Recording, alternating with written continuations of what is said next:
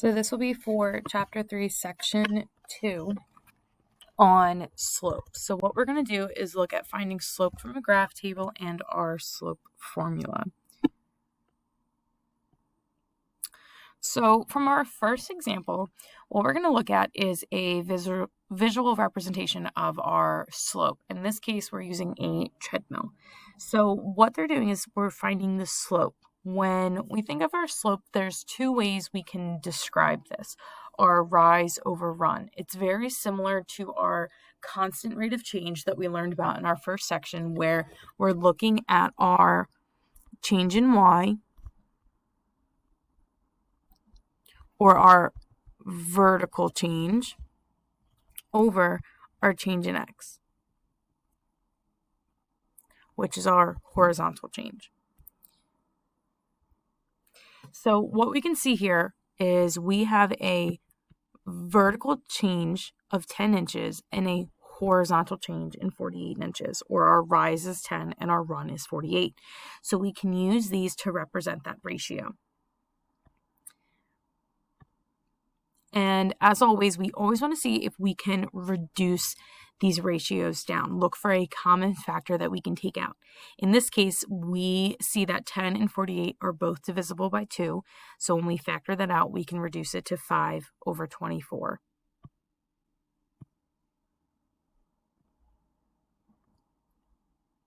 So let's think of another visual. We have an access ramp from a sidewalk to a door of a hotel rises 8 inches for every horizontal change of 96.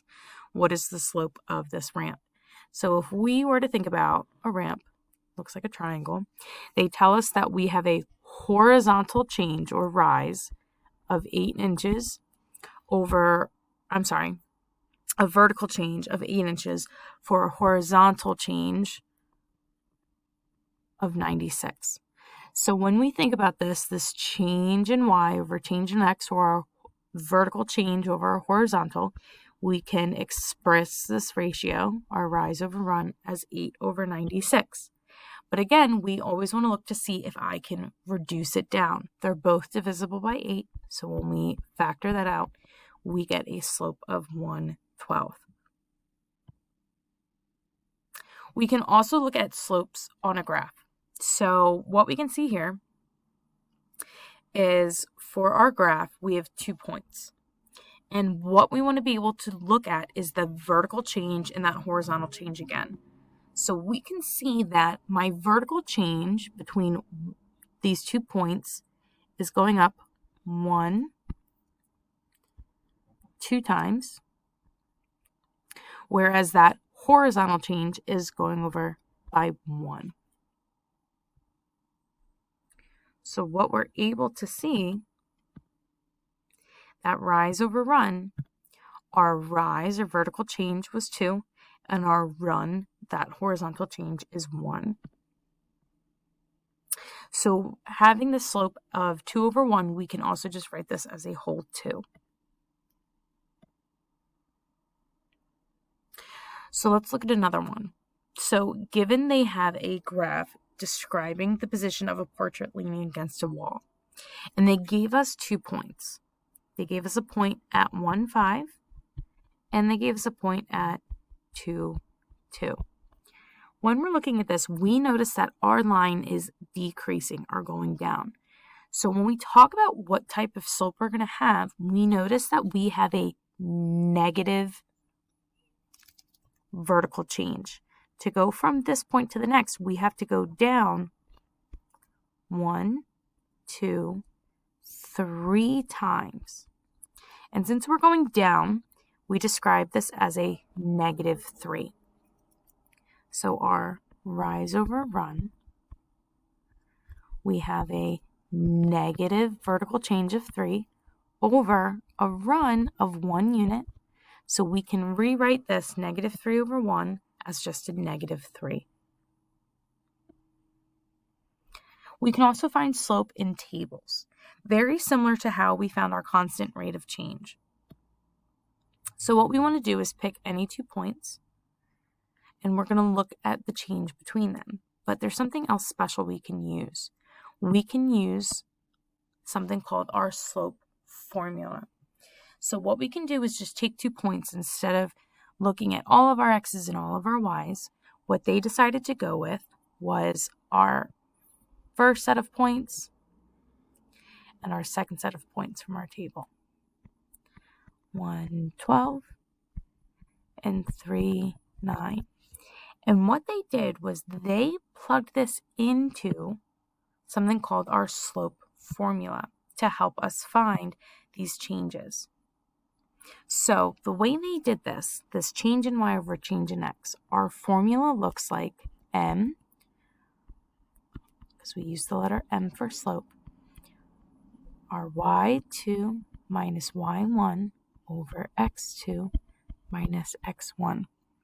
So when they went in and picked these points out, we have our first x and our first y and our second x and our second y, and they simply plugged these in and simplified them. 9 minus 12 gave us -3, and 3 minus 1 gave us 2, so we have a slope of -3 over 2.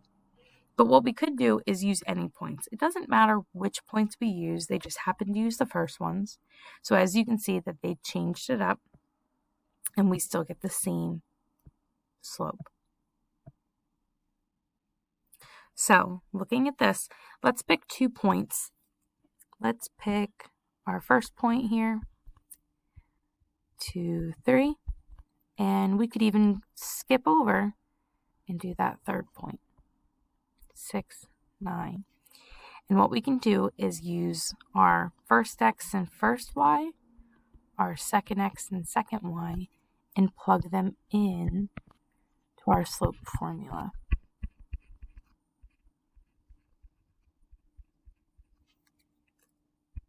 So when we plug these values in, I take my y2, which is 9, minus my y1, which was 3, on top for our vertical change. Then I can take my x's. My x2 was 6, minus my x1, which is 2. And when I simplify, I get 6 over 4, which we know also reduces to 3 over 2. So again, this slope formula, what we've used for the last two, is where we can take these 2 points, whether it's on the table or even from a graph, we can take these coordinates, my x1, y1, and x2, y2, and we can plug them in to find our change in y over change in x. So, looking at it again, using these points in our slope formula, it's important that we always label them. So like I did in our last one, when we look at our points, always start with the first x and the first y given to us. And then we can label it our second x and second y, because it makes it a little bit easier when it comes time for us to plug it into our formula. So then when we reduce, we see that we get 1 over -5. But remember, when one number is negative in our ratio, it makes the whole thing negative. So we could just say this whole thing is -1/5.